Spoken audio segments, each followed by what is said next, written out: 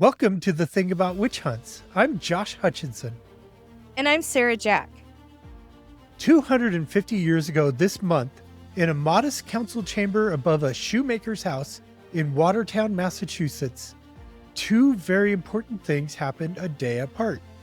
On July 18, 1776, the Declaration of Independence was read aloud from a window of the Edmund Fowle House to a crowd gathered below, including a delegation of Mi'kmaq and Maliseet representatives who had traveled for days to negotiate an alliance with the fledgling United States.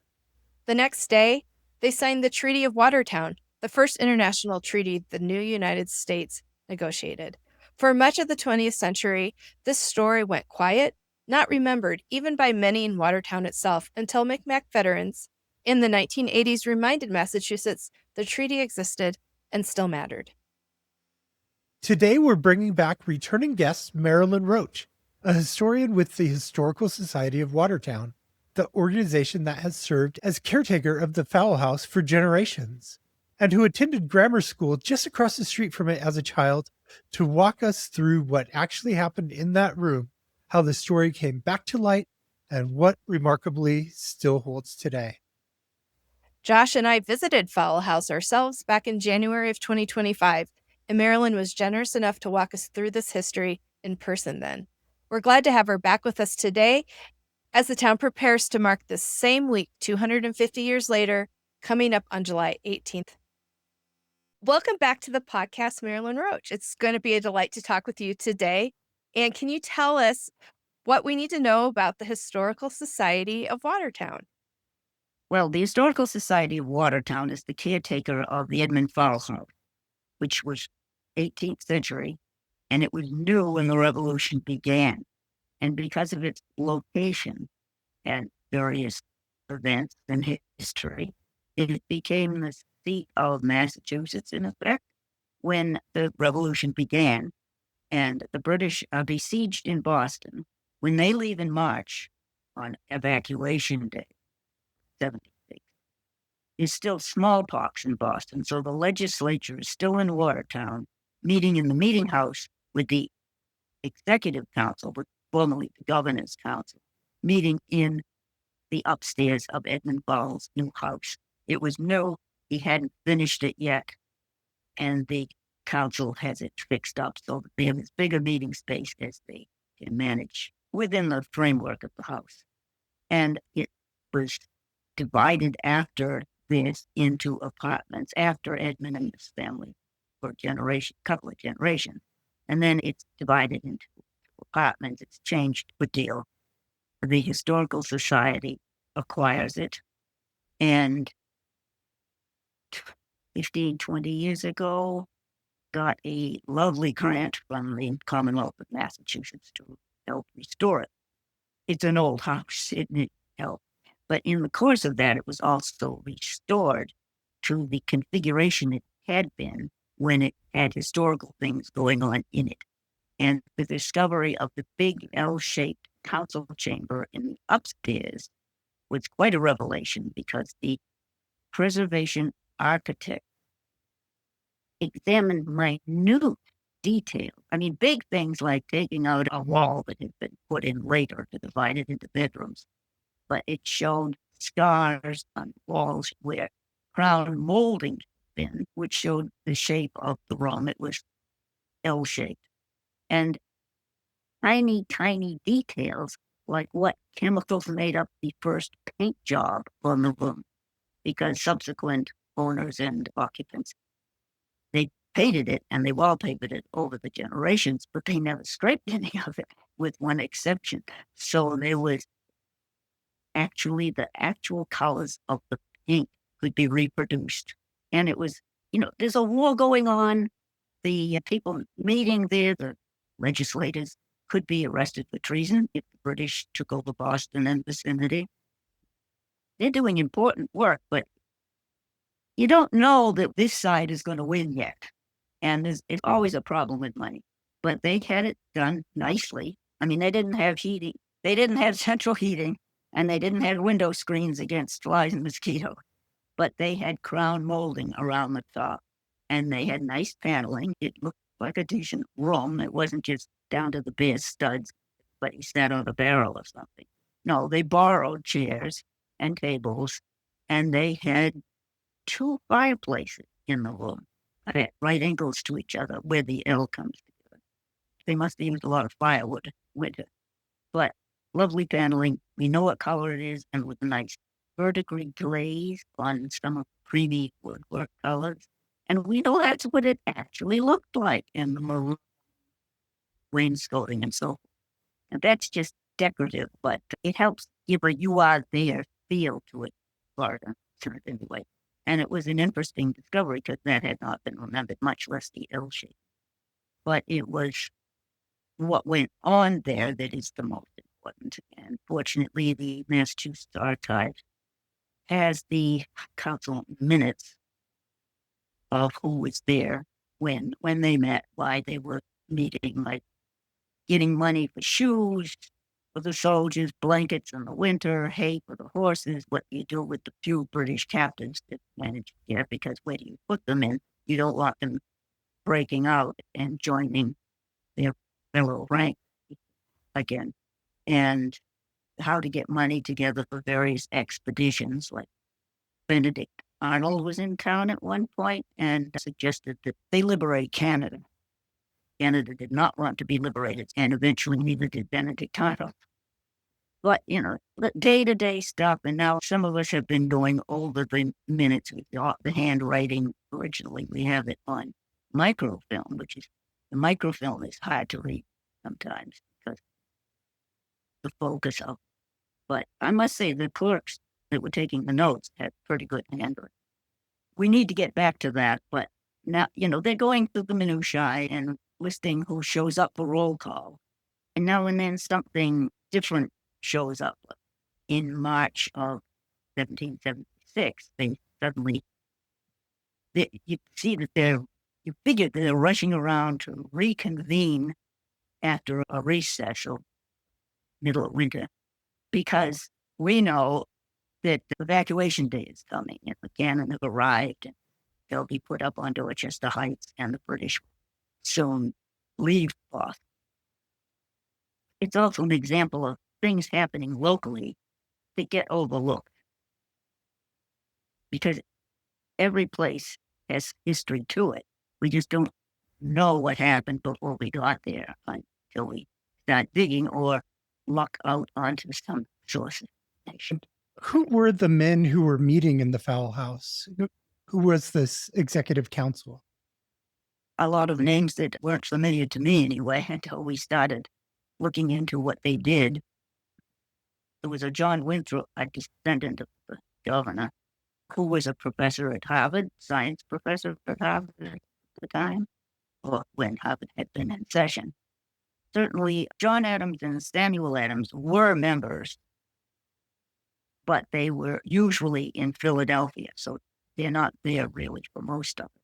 But because they took roll call, we know they actually showed up in the house, and in that room in December of 75, there was a recess in Philadelphia. So we know that those people were actually there. And apparently everybody tramps through at one point or another who was involved in keeping things going, because a letter from the president of the legislature, James Warren, wrote to John Adams back down in Philadelphia, eager for news from home. He said, "You'll have to excuse me from not replying sooner, because everybody either eats, drinks, or sleeps here, and some do all three, and he hasn't had a moment to himself." So it must have been crowded with politicians needing a place to stay. And I would think that everybody in town with a spare corner to rent had rented space to one of the legislators and sometimes servants. So Watertown was busy and crowded and chosen mainly because it was far enough away from Boston to be out of range of the cannon, the British. This is somebody's home that these very important meetings are occurring in. What was that like for the family or the community? Oh, right. Well, it was a new house. Edmund had it built when he got married shortly before. We know the year, 72, because of the dendrochronology that was done on the beams. By counting the rings in the tree that made up the framing, it gave a date to it. So he's newly married, and we know from vital records that they had a child, also named Edmund. By the way, his father was named Edmund too. It was a popular name in the family. And then we don't hear about his wife, Mary, again. So apparently she died of the effects of childbirth. So it's just Edmund and the baby, and his widowed mother and his siblings are in wherever it was he grew up, on the same property, the Fowle farm that extended up the hill, right, where the house was. And we think that she's taking care of the baby, and maybe he's staying there when the politicians move in. But he's keeping an eye on it. He's nearby because he had to write a complaint about they used up all his firewood, and they used up all his candle, and they're being very hard on the furniture, and he would like reparations. And if he bought a new set of furniture for his bride when the house was new, they're not taking care of it. So he gets so many pounds in recompense. I'm not sure if it was enough for him or not, but that is in the state archive. And we have a copy of it in the house.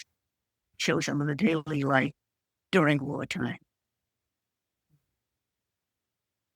He also did jobs for the government. There's also paperwork where he goes to Waltham, the next town over, to borrow 18 secondhand shares in the council chamber and see about that sort of thing, and as well as doing a certain amount, I guess it's militia duty, where he's guarding somebody in Cambridge.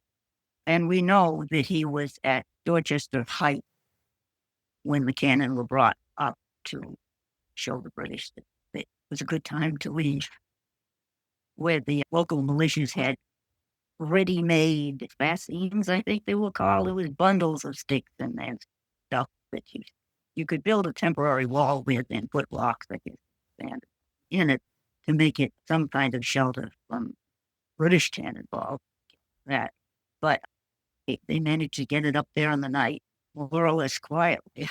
How they managed that, but they did, and he was there, and his younger brother was there. It's in the militia show who was where when, because when the council is sitting there doing the daily stuff, there's all sorts of expenses for the militiamen who showed up for that and for Lexington and Concord early. So they did want it, like, they lost wages since they keep army. We saw you at the Edmund Fowle House a year ago, or a year and a half, and Yeah. you told us about the reading of the Declaration of Independence. Can you tell us that story? The Declaration of Independence reached Watertown till about a week after it had been officially adopted. And when it reached Watertown, as in other towns in our new state, it was read to the public. And at that time, the house, which had been slightly moved down the street, that didn't exist then, but it's the same house, usually when it was facing the main thoroughfare, they read the copy of the Declaration from a window of the council chamber. Then in a newspaper account. So we now know in the council chamber. And we used to reenact this part. We had reenact Memphis on the board, but read it from the window to the public who was gathered outside, and everybody cheers, and later this toast. But at the same time, there is a delegation of Mi'kmaq and Maliseet representatives. They've been about a week, I think, in Watertown, negotiating in the nearby meeting house with the rest of the legislature as to whether they would join with us against the British and under what circumstances. So they're amongst the first to hear the Declaration, and the quotation was translated as "we like it." Well, very next day, the representatives of Mi'kmaq and Maliseet, signed the Treaty of Watertown upstairs in the council.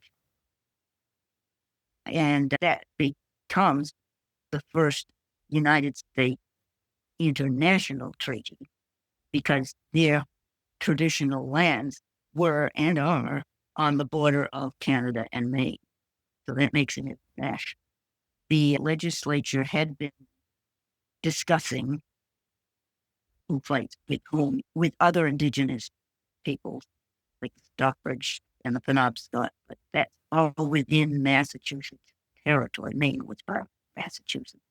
Like, despite the interruption of Hampshire, because Massachusetts had been negotiating with other Indigenous peoples within Massachusetts territory and New England.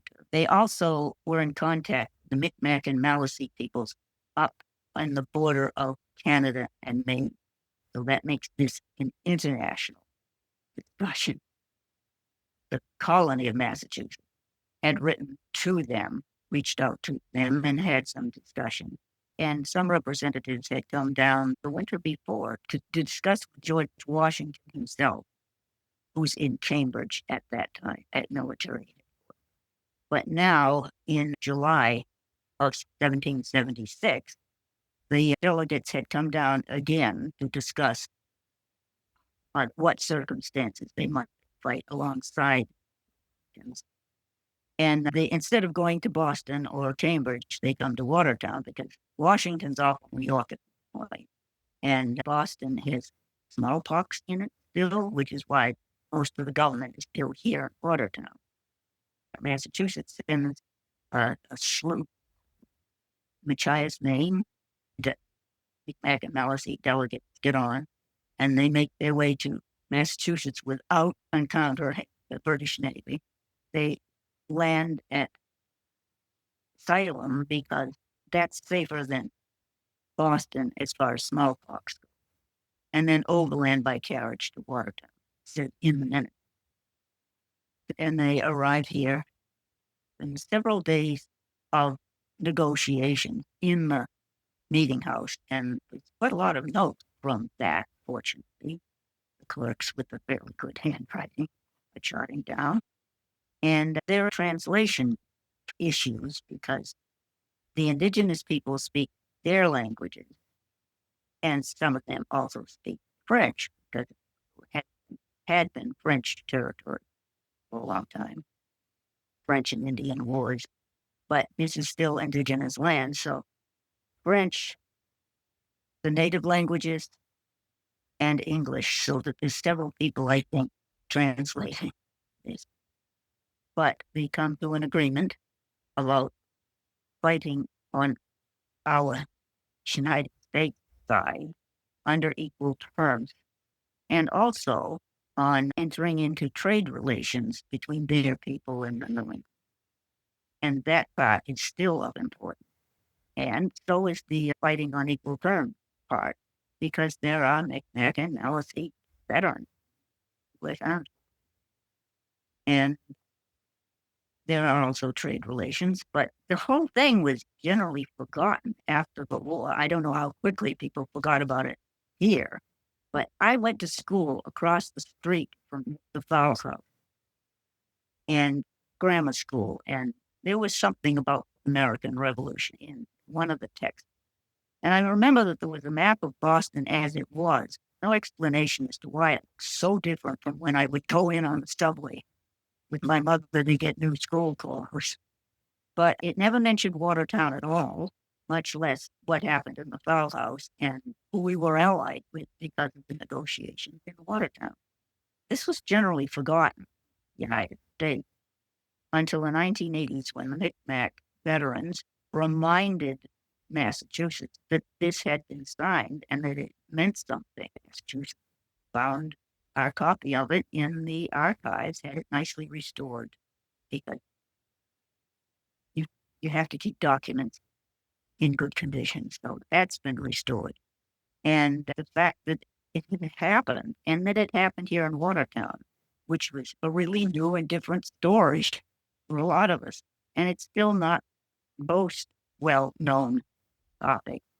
anything in Watertown history is pretty much a well-kept secret despite our attempts, it seems. But in the 1980s, there started to be some sort of observation around the time of when the treaty was signed.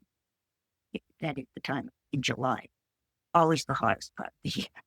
And it gets hotter every year. But there was, in fact, a weekend powwow situation where one of the school fields, various vendors, indigenous and reenactors would set up, and it'd be ceremonies and observance of why Treaty Day and so on. But COVID, and well, we stopped doing that because the Historical Society stopped doing that when we had to focus on saving the house and getting that in proper shape.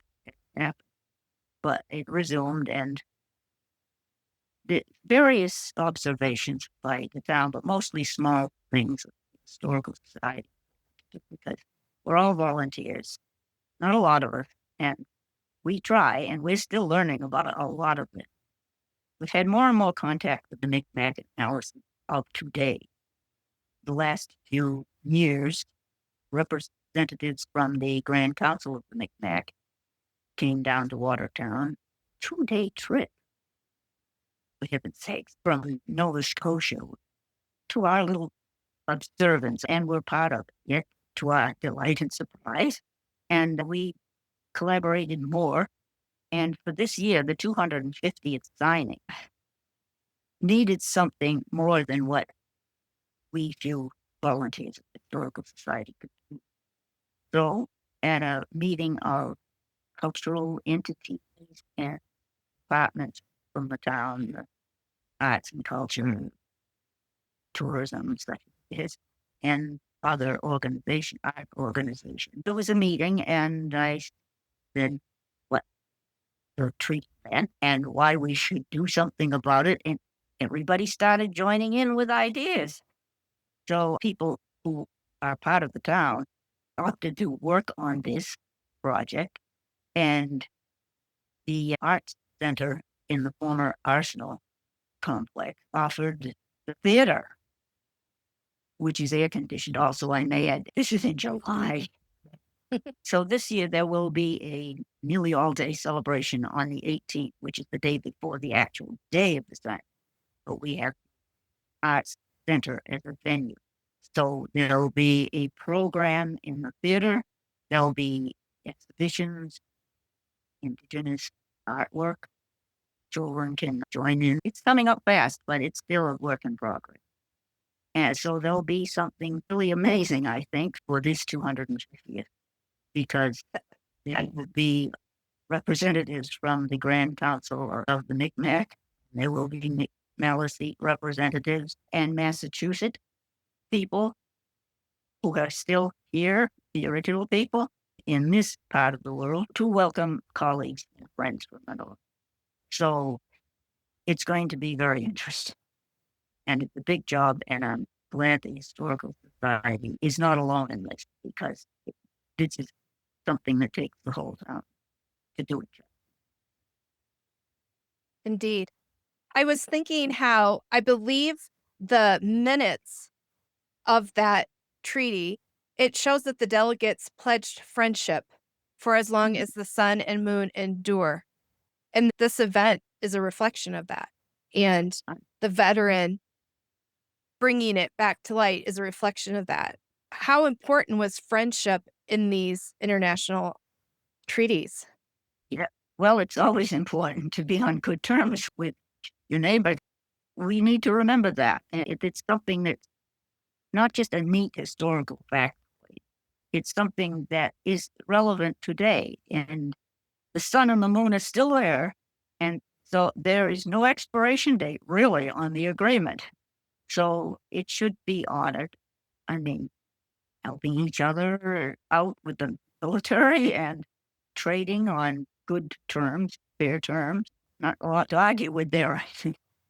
But there are details that get lost in the wider story. I mean, this isn't as widely known as it should be. peace and friendship and on equal terms. Not a lot to argue with there. Why not? A representative of the British government up in Nova Scotia area had been speaking with the Indigenous people to encourage them to fight with the British rather than the upstart American rebels. And he had a silver gorget, which is a military decoration. It's a crescent-shaped object that officers would wear. You see them in portraits a lot. And it did have a picture of King George and Charlotte on the grave. And there might have been a sword, ceremonial sword, too. And that was supposed to entice them to join with the British. It said they took them and said, we're going to get this to George Washington. So I think they had them with them, the two things with them, and that they said they wanted to give it to George Washington to show that they'd rather fight him. I don't know what happened to them. They belong maybe in the Smithsonian, but I don't know what happened to them. But that's an interesting bit of symbol. When the British officer presented it to him, he was saying, and give you a hat full of money beside if you join up. And they weren't insulted with that. They said, we don't want money, we want liberty. Words to that effect. You've spent years studying and writing about and talking about both the witch trials in Salem and the American Revolution. Do you see threads that run between the two periods in Massachusetts? Well, I know that in the run-up to the Revolution, the Salem witch trials were used in various pamphlets and newspaper stories as an example of what the other party was doing wrong. Throwing all that tea in the harbor was no better than the witch. They just lost their head. Both sides, the loyalists and the patriots, used that comparison against the other. It was already an example of what not to do. And we're not doing it. The other side did. And they're both interesting stories. We had a wonderful tour with you last January. And I remember there was a display case that had a shoe in it. Can you tell us about that shoe? Oh, yes. Appropriate magic. Well, Edmund Fowle is listed as a shoemaker, and his father also. So we like to think he made it. But it was found in the floor of the attic, walled into the house. And it's presumably one of those examples of leftover magical things, a little good luck charm to protect the house and the people with it. You're actually not supposed to move them. It is advised not to do them. Well, it's in the house. It's just in a display case because we're not sure where it was. And anyway, it is being kept safe, and we haven't had any trouble from it. And we did get the nice grant to fix the house up. Maybe it was worth. Is there anything else that you would like the listeners to know about the house or how they can support the society? Historical Society has a website, Historical Society of Watertown, MA.org, MA for Massachusetts, because there are other Watertowns across the country. We're the first. But so we have a website with information on it and links to the text of the treaty and of the negotiations that were going on. There's a Facebook page. We have a volunteer who knows how to do these things, who posts things about what we're doing. We have a membership and fundraise. We would like to spread the story of Watertown between our website and the public library's website, watertownlib.org. There's links in the history and genealogy section to the histories, town records, like that. So a lot of information there that can be accessed. Thank you, Marilynne Roach, for joining us again, and to the Mi'kmaq and Maliseet nations for the alliance and friendship. If you're near Watertown, Massachusetts, the town is holding a celebration on July 18th at the Arts Center in the former Arsenal complex. Details are at Historical Society of Watertown, MA.org. Have a great today and a beautiful tomorrow.